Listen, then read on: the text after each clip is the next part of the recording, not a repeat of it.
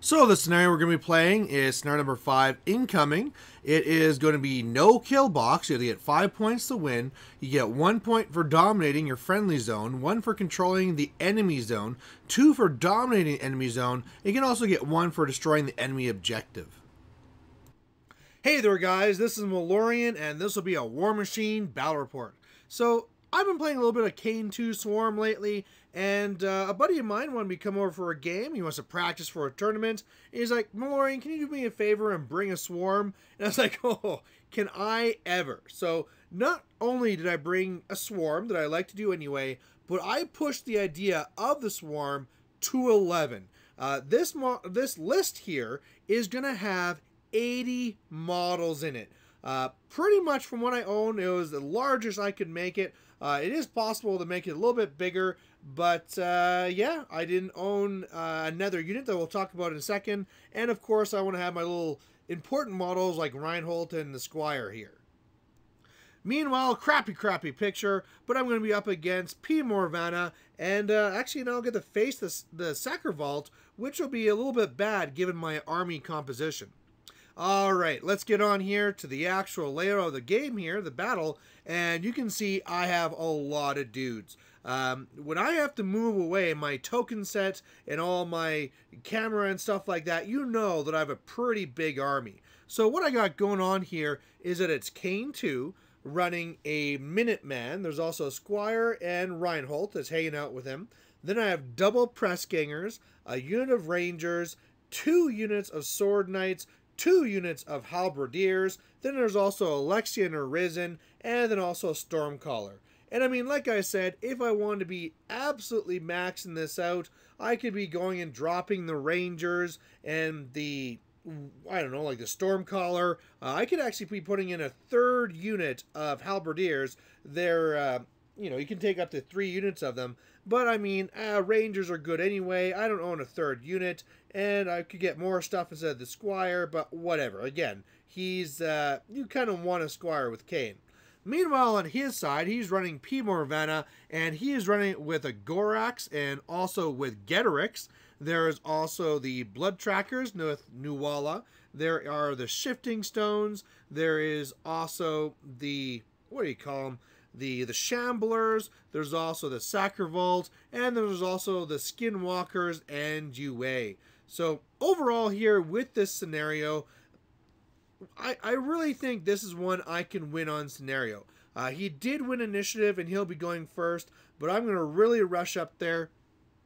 That Sacre Vault will really be a problem, but if need be, I hopefully can shoot it down with Epic Caine's feet, and you know, normally you want to save that feat for something else, but that is such a key piece in this game that I really feel that's going to be one I want to go after. So overall, though, I think that most of my game will be revolving around the right zone, given that Getorix is up there on the left. So I'll be mainly trying to maybe control once on the left side, but then past that, it's just going to be trying to gum it up and really also going for Death Clock here, as he has to make so many attacks against so many models.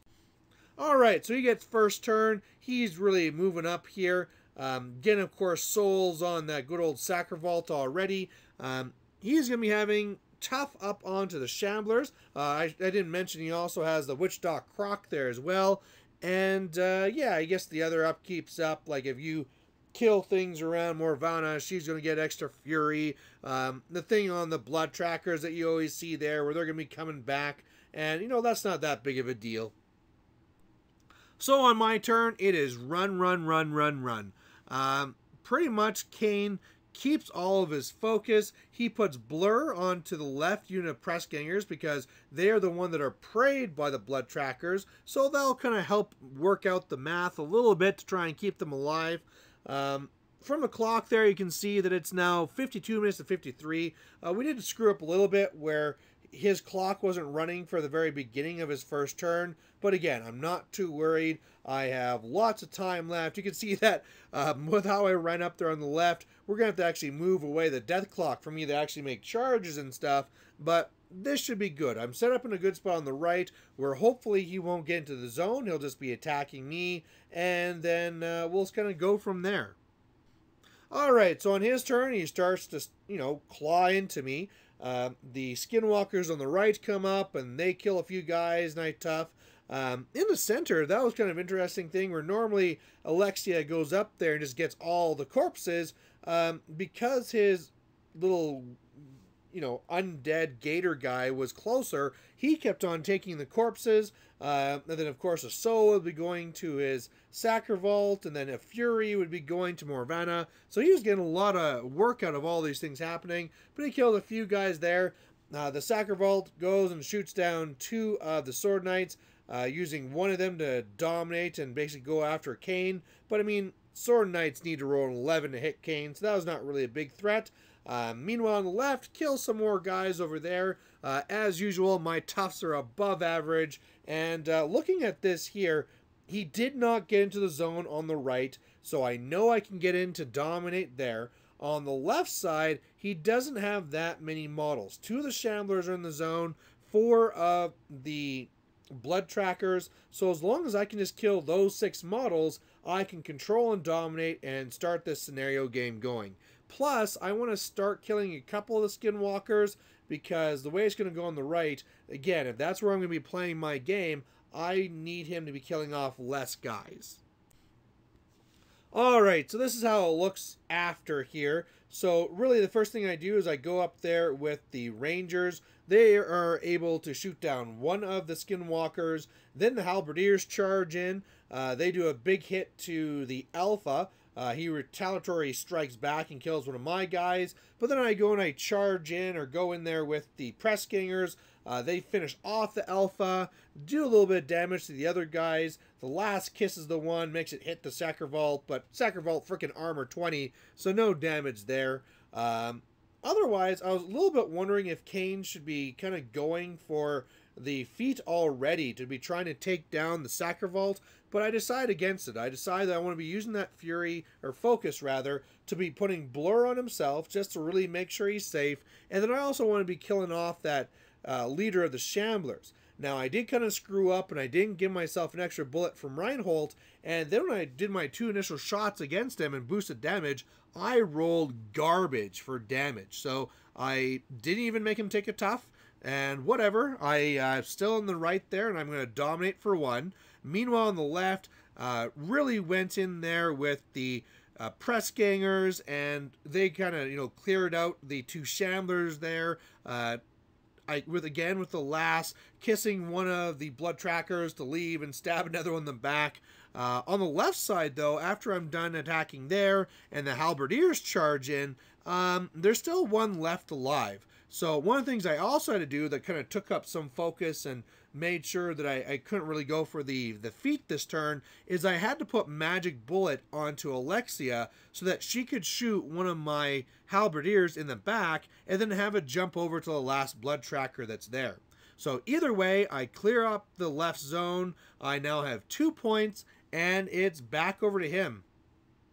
Alright, so this turn here is going to be his feat turn, and it really took a lot of time. Whereas I was already up on clock because he's needing to do a lot more stuff than I am and consider a lot more things, I'm just running up and making a few attacks.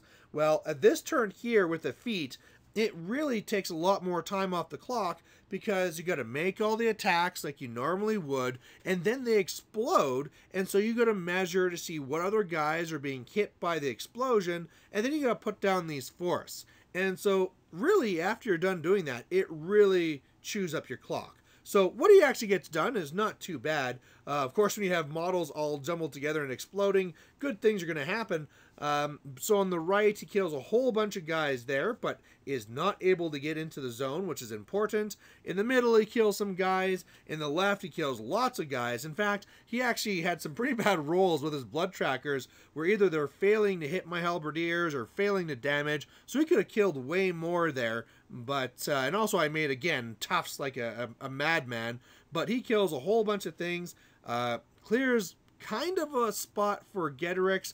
Getorix tramples to get over to Alexia, kills Alexia and kills some more guys around him. Otherwise, on the right side there again, with the Sacrivault, he was wondering if he should aim and shoot Caine, but in the end decided just to shoot some of the other Sword Knights and get them out of the way. I mean, even if he aims, he needs to roll a 13 to hit me, so, you know, the odds weren't really in his favor. But either way, at the end of this turn, he's really in trouble because he did not get anything into the right zone, so I dominate again, so it's 3-0. And then if you look at the clock, I have about 38 minutes to his 7.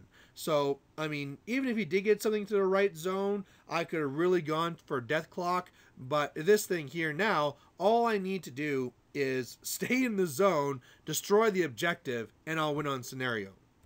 So that's what I do, a little bit of a crappy picture here, but I just pop feet, aim. I actually missed the objective with a double 1, but yeah, pew pew pew pew pew, destroyed, explodes, I stay here, and I win on scenario. So overall, this is a kind of a crazy list. Normally with the type of swarm list I've been using, I make sure that there's double rangers and double gun mages, and it's kind of a really interesting control type list, but man, there is something to be said for having 80 models. I mean, there is just so much stuff you get to throw up there, and it just takes so long for the opponent to try and chew through. I mean, sure, on my first turn, or rather my deployment takes longer to place all these things, but really my turns aren't long because I am just running up, and then when I need to make attacks, it's just a couple of few little ones. Like when it comes to the halberdiers, they are generally just doing a combined melee, and I'm just doing, you know, 2 rolls and that's it. So either way, let me know what you think about this list, let me know what you think about the game, and we'll catch you later. Bye.